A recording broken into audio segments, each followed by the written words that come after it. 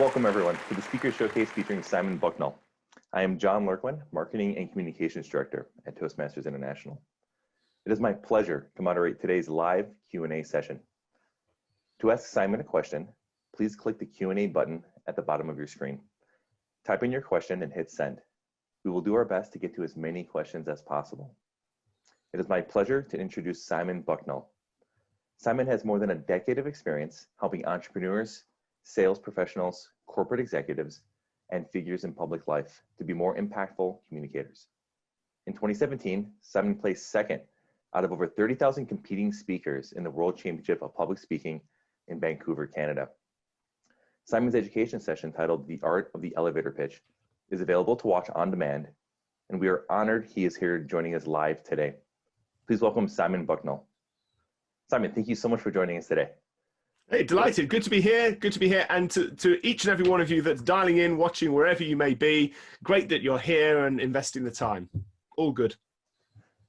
We already have some questions coming in. And actually, this is something I was curious about after watching your education session. Can an elevator pitch be too short? The short answer is no. It can be too long for sure. I think a pitch that goes on and on and on, that's definitely a problem. People rarely complain if a pitch or comment is too short, provided it achieves the key objective, which is giving enough interest or enough of a tidbit to move the conversation forward or to spark curiosity. So if you say to me, what do you do? I say, well, public speaking. That might trigger a response, or you might go, oh, okay, nice, next. So as long as it just triggers a bit of info and moves things on a bit, I don't think it's. I remember W. Mitchell, who I'm trying to think whether I mentioned him in the session, but a well-known international speaker, inspirational speaker, talking about the power of the one-liner elevator pitch. His line, I think, is I help people stage jailbreaks. If you know W. Mitchell, then look him up. He's a great speaker. He spoke as the keynote speaker at the Phoenix Convention back in 2007 for Toastmasters, so you may well have seen him. That's quite a one-line. I help people stage jailbreaks. It kind of sparks curiosity. Yeah. So similarly, I think the film Alien was supposedly pitched. The sci-fi horror film as Jaws on a spaceship. One sentence says it all. Love it. All right, here's another question. How do stories fit as part of an elevator pitch? It's an interesting one, isn't it? Because when you think of like a 30-second, if it is an elevator pitch that's really, really short, whether it's 30 seconds or 15 seconds or a minute or whatever, you might think, oh, well, stories don't really have a part to play. The truth is that if the story is short enough, they really can help to bring something to life. They really can. So as an example, I can remember, a few years back, a lady involved in a pitching competition, and it was the technology she developed, Entrepreneur, was about, it was a flushless toilet. So it was something which could be used in crisis zones, or it could be used in situations where there would be no normal access to a structured sanitation system. So potentially a real huge value. And she was asked a question about how she came up with the idea. And it started with, well, I was a consultant for the sanitation on the International Space Station. and at that point, the person that asked the question just kind of said, that's great, that's what I need to know, Well, that's actually a story. Well, I was, I was helping to coordinate the sanitation for the International Space Station. And I thought, maybe this has a place to be used on Earth. Now, that was in response to a Q&A, but I could absolutely imagine that fitting as part of an elevator pitch because it counts as a story. So I think it's apocryphal, this, but the story of Ernest Hemingway's 4-line story, which I'm not sure actually if it was written by him, but it's worth checking out on Google for the 4-word story. But of course, as we all know, as within Toastmasters, if we've been involved in public speaking for any length of time, stories do help to bring things to life. And if it's short, it can be a wonderful way to provide evidence and something concrete that brings to life in some way the product or the service or the idea that you're wanting to communicate. And in that example, someone shared a story in a way to demonstrate credibility. I worked on in the space station, I think was the example you gave. Yeah, that's right. Yeah. In the session, in the 30-minute session, that's right. And it just sticks in my head as just a really good example of it. And yeah, I think it's the trick is for the story to be brief and to really focus in on the highlight. Yeah, for providing credibility, that they can work an absolute treat. Of course, what doesn't really have a place story-wise in a pitch is one of those big long set piece stories that takes a minute or 2 minutes or 5 minutes to actually tell. There just isn't time for that. And I remember hearing Darren LaCroix, who of course again people will know from the championship, winning the international speech contest in 2001, talking about the refinement that he needed to make on a particular story in his championship winning speech, to do with it's a situation with somebody putting their hands through somebody else's shoulders and then doing the gestures whilst the other person tells the story verbally, and he had to really prune that down from being a good 2-minute story into something which in the speech I think he communicates and has a huge audience response in the space of no more than 10 seconds. So I think it takes some real care. While you were speaking, I was thinking, do you want to use a personal story? How personal do you want to get when telling a story during a pitch? And with the limited time, it's probably tricky to strike that balance. Yeah, that's true. I think the choice of story and how personal you get with it, I think depends on the people or the person that you're talking to. I think if you're meeting somebody cold and it's upfront and it's right at the very beginning of your contact with somebody, it's quite a high risk to go with something really personal. I can think of many situations when I've been in effect pitching, but remember, this isn't a set piece thing. This is much more of a conversational, where people have say something like, well, oh, you work in public speaking, so how does that work? And part of my response will be, well, because I know from personal experience how challenging it can be. I totally screwed up, and it's true, my leaving drink speech for my first job back in 2001. It was so painful, the experience of having to speak without preparation, without notes, and I thought there must be a way to improve. So right now, that's the story, and it's okay. So maybe it's about 10 seconds to tell that. It's quite personal. At the time, it felt excruciating, that experience. 19 years later, of course, I'm a bit more relaxed about it. So, but I'm comfortable with that. I wouldn't go disclosing or talking about something that's deeply private and personal to somebody, and it'd be a bit odd to do that. It's a bit like, whoa, too much information, too hardcore. Yeah, I think here's the way to think about it. Personalizing. Or using personal material, I think you'll know in your heart whether you feel you're ready or not to tell the story, and you'll also know whether you think really it's appropriate. No one wants something really, really messy, just thrown out there in a first contact. But it's not about publicizing your private life. It's about personalizing professional experience, and anything that helps to personalize, bring a personal take to an experience, I think for credibility can be a powerful thing. So yeah, there's a difference between personalizing first-hand experience as opposed to personal and traumatic and deep and private, and that kind of thing probably needs to be kept back a bit. Makes sense. But are there signs of a good or bad elevator pitch? I think there are, though of course this is not an exact science, is it? I mean, it's one of those things which is personal, subjective. What really resonates with one listener or group might not resonate with somebody else. And of course, part of the fun and the reason I put in the program, this is not about having one fixed script which you deliver every time. The reason for that is that, of course, the listeners are always different, although over time you do start to figure out which are the common elements that really do transfer across a wide range of potential listeners. My own story of my screw up, for example, for my leaving drink speech, which is a story I've told many, many times, whether in presentations or workshops or indeed in short conversations where in effect there's a bit of pitching going on, is something which I think most people can relate to, if not for themselves, then because they've seen colleagues struggle with that kind of thing. So I think you over time, the best sign of whether or not something is working or not is the response of your listener. If people latch onto it, if they feed off the back of it, if they ask a follow-up question, if they show interest, and that's the key. If they sort of pause and then just say, interesting, yeah, and then move on, well then that's a sign that either it wasn't right for that moment, or maybe it's the material is not.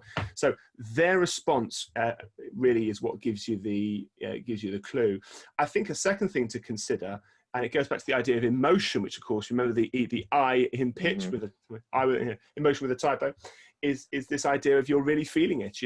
As soon as it starts to just feel a bit transactional to you, and you think a bit careless, and you'll know whether you're feeling that or not, then I think that's a risk. It doesn't mean that what you're saying is wrong. It means mindset isn't right. And if it just comes across as a bit patter, if it just comes across as just then I think that's a bit of an issue. There needs to be, you got to feel something when you're saying this stuff. Sure. Thinking back to the W. Mitchell example, and this is a guy who, again, if you know this, the speaker, a part of central to his story is 2 life-changing accidents which have very significantly affected him physically. There just must be a twinkle in his eye when he says, "I help people stage jailbreaks." It's just the last thing you would expect from somebody who has suffered the physical trauma that someone like him has. So I think that sense of feeling is. I think the final thing I'd say on this is related to the listener's reaction is the sign of the pitch is that it moves things forward. And so always be mindful in a situation of what that next step is, because if it's helping to trigger the next step, that's great.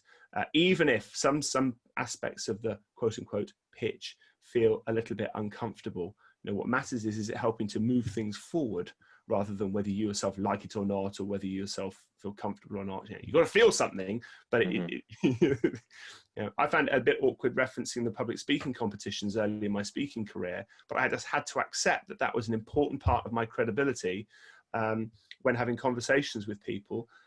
And it was central to my being invited by clubs, obviously, to go and give workshops as I did in the years immediately after I first competed. So your listeners will tell you. You're mentioning monitoring your audience's engagements, listening to your audience. How do you? There are a couple questions here on how to gauge when you've gotten it after you've practiced. How do you know you're there with your pitch and it's ready? As with a good speech, it takes work. But you'll know when you've really got there, when you don't actually have to think hard about it. It doesn't come across as scripted. It doesn't come across as something. It's something which you could deliver in bite-sized chunks. You could deliver it as a 1-minute set piece. You could deliver it if your loved one woke you up in the middle of the night and said, "Go on, go." It becomes part of you. And I think any presenter who's worked really, really hard on a set piece speech will know this. There's a big difference between feeling like you've memorized the stuff and it actually being in your blood and really being something which is part of you. The best link I can or association I can make is it's a bit like being a native speaker in a language. With anyone with native proficiency, whether it's in Mandarin or Arabic or in Russian or in Spanish, whatever the language might be, or indeed, of course, English, is that you don't have to think hard about the grammar structure. You don't have to think hard about whether that was the right pronunciation of the word or not. It just flows. It's part of you. Whereas, of course, if one is, I can speak some Mandarin, French, and Spanish, but it's not great. But I have to work quite hard consciously. So with a pitch, I think that you're ready with it when you've got native proficiency, if you like. Now, of course, it'll take time to get to that point, but that's when I think you're really humming. And it's a lovely feeling, of course, with the speech when you can deliver it, and it may be very close to the word-for-word script that you've got, but you're not busy thinking in your head, right, what was the next line and what was the next line? It just flows. But it does take time to get to that point. And if something sounds rehearsed, this is one of the big myths, I think, in speaking, if something sounds rehearsed, it's not because it's over-rehearsed, it's because it's under-rehearsed. It took me a long time to really learn that. You go past sounding rehearsed. So it does take time. I may have mentioned this in the program, but Anthony Hopkins is just a great example of this. Oscar-winning actor, famous particularly for his part in Silence of the Lambs, where he won the best Oscar for Best Actor. It was being interviewed on preparation 250 times. He reads a script out loud before he starts rehearsing properly. You better believe he's ready by the time it comes to doing the actual filming. So let's see if you've gotten there and you feel, okay, you've rehearsed it enough. You think you've got it and it's ready, and you implement it, but you're using it so often that it no longer feels fresh, or it becomes scripted in your mind to the point where and I'm sure we've all experienced this with something we've said over and over again over time, where you can even start daydreaming in your mind as you're speaking out loud, and you're saying it's the same thing over and over again. How do you know when you've gotten there? Is it a bad thing? How do you keep it fresh?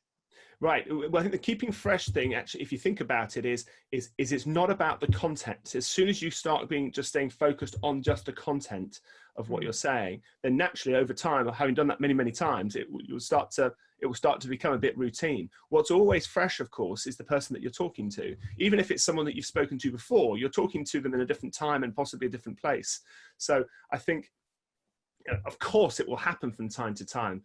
That you'll feel a bit, okay, I've said this many times before, but that then is a symptom of the mind getting sucked into thinking more about the content than the person that you're engaging. So I've found this, there is a real joy, I think, in taking content or material ideas that work, that you've worked on to the best of your ability, and taking them to new people. It's unlikely that anyone on this call speaking English gets tired of the word "the" or John. You're unlikely to get tired of hearing, "Oh, yeah, but I've heard the word John before. It's my name." You know what I mean?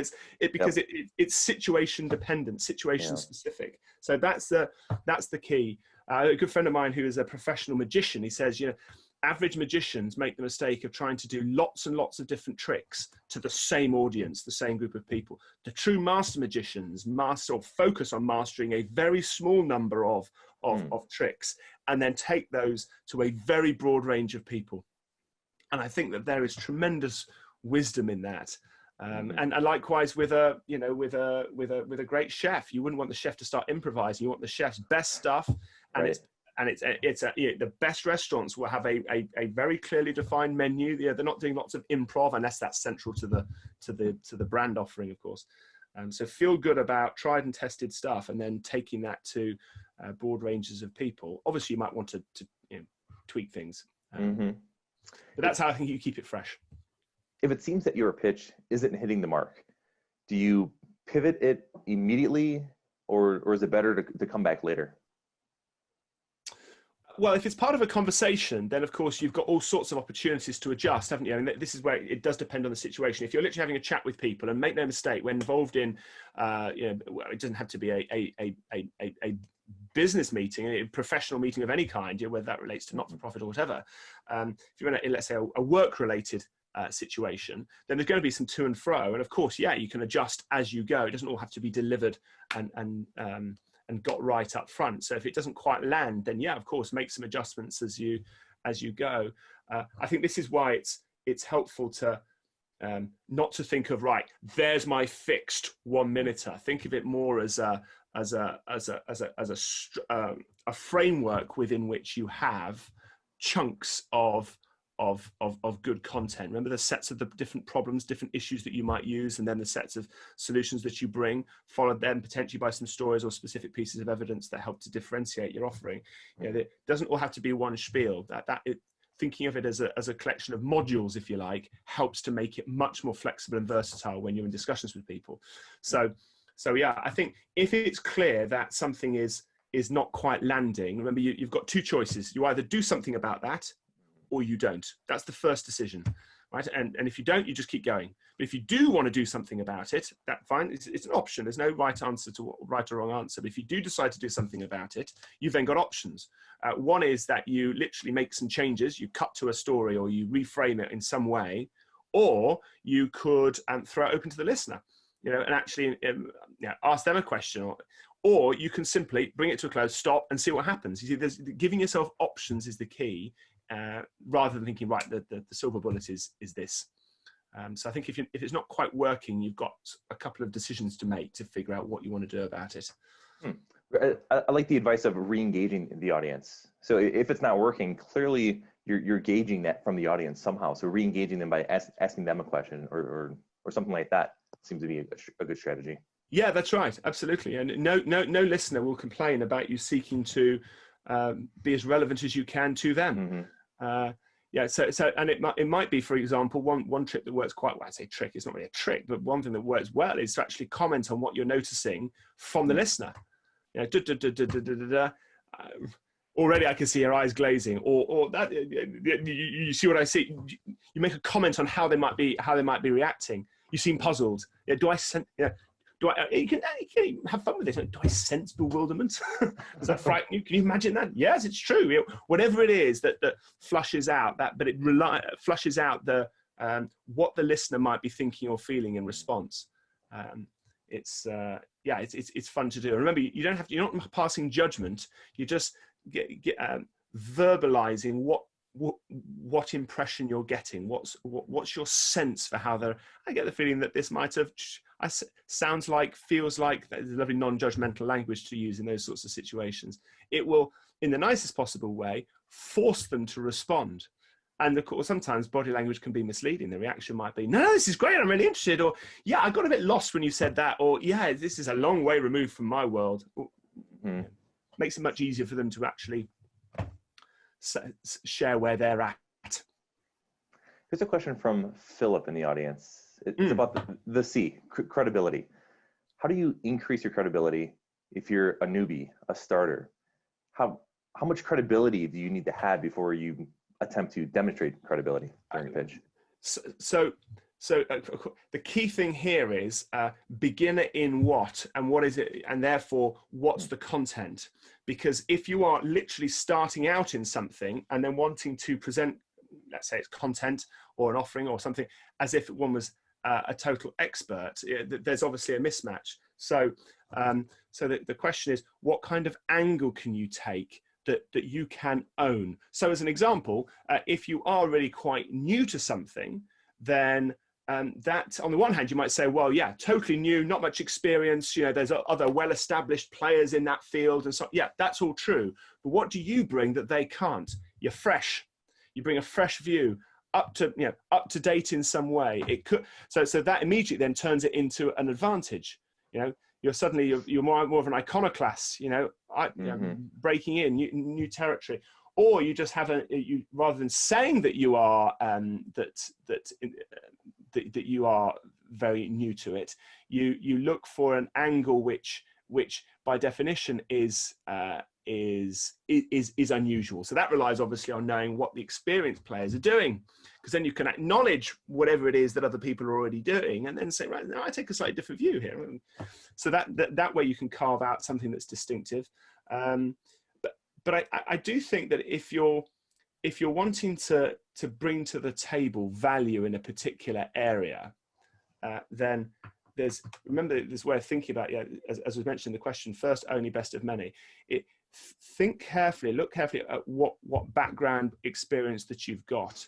It's quite unusual that we actually go into a situation where we have just no experience whatsoever. I mean, you might find yourself in a situation, a conversation where you talk about stuff where you have no experience. But if you're approaching something with a sort of elevator pitch mindset, look carefully at what you do have. I think we're conscientious people are very good at being mindful of what they haven't got. It's a bit like, the applications for the job. One person will look at it and go, yeah, well, I've got that and that, but I haven't got this, and this, therefore I couldn't possibly apply. Somebody else will look at it and go, well, I haven't got that and that, but that's okay, because I got this and this, so therefore I'm going to go for it. So I think go for a glasses half full rather than empty. Look at what you do have and celebrate that, because even the established players have gaps. One other thing to consider here related to this, I remember a conversation years ago with a very senior, it was actually a very senior banker, and we were talking about spoken communication. And I said, look, everyone's saying this is a really important skill, and yet it must have always been important. He said, well, and actually things have changed, he said, because with IT and this explosion of data and information, it's impossible for people at a senior level or a high level, people that have been in the field for a long time, to just know everything. We just haven't, there's no way. We rely on the people that are more junior, that are fresh, that are new coming in, who are in a position to look at the latest evidence that's coming in, or to look at a very specific piece and to be able to communicate the value of that up the chain. So that leads to one other idea here, which is take something really specific. If you are new and you're feeling like you're a bit of surrounded by others who may be more experienced, take a really specific piece of whatever it is and seek to own that. For people right at the start of their career, it will literally be taking a very specific project or recent development and mastering that, becoming an expert in it. The very specificity of it is what enables you to have expertise, even though more widely, you're a newbie. We're getting quite a few questions about practicing.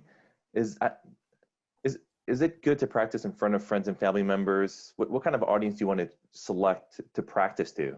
And how should that go? One word for practice: conversations. Conversations, I think, are the one of, hands down, the most valuable environments in which to practice. Not in front of the bathroom. I mean, not saying there's anything wrong with it, but in front of the bathroom mirror, or just in your head, or just living back to audio. Have conversations with people. Now, that might be set piece. You say, look, I want to try something out. Is that okay? And they know that you are trying something out. Great. Mm-hmm. And then you talk it through and they react, but make it conversational. It's much more dynamic, creative, and real than just practicing in your head or walking around the garden on your own or whatever it is. Of course, equally, you can find ways in which to practice where you don't tell people that you're practicing, but you find ways in which to weave it in. That's particularly, stories lend themselves well to that, of course, because stories can play such a part in everyday life, but also just in business meetings, conversations with colleagues. But find opportunities to talk to people about it. That's practice. Friends and family members or strangers? Oh, I see. Well, I think it will depend. I mean, if you're doing something that's prepared where they know what you're doing, then it's going to be friends and family members or colleagues. The key is it probably will be best if it's people that you know and trust. With strangers, well, then yes, it can work. A good friend of mine is a former hostage negotiator, and he would sharpen his listening skills by practicing talking to people on trains. In the UK, that's unusual. Talking to people on trains, like, who's this weird person talking? But that was his form of practice, because if he could get somebody talking on a train or on a bus, then he knew his listening skills and his rapport building skills were in good shape. That was his practice. And I've seen him do it. We've collaborated over the years. It's absolutely amazing. Receptionists, waiters, and taxi drivers. As Richard, say, hostage negotiator would say, they're there waiting, ready to talk to you. Total strangers. Great way to practice because it's low stakes in terms of risk. Don't wait for the big high stakes thing. That's not the time to start practicing. Well said. Well, Simon, I can't believe it's already time. It's gone by so quickly. Thank you so much for your time today. And thank you to everyone for attending the Speaker Showcase. If you've not already, make sure to watch Simon Bucknall's education session, The Art of the Elevator Pitch. Thank you so much for your time.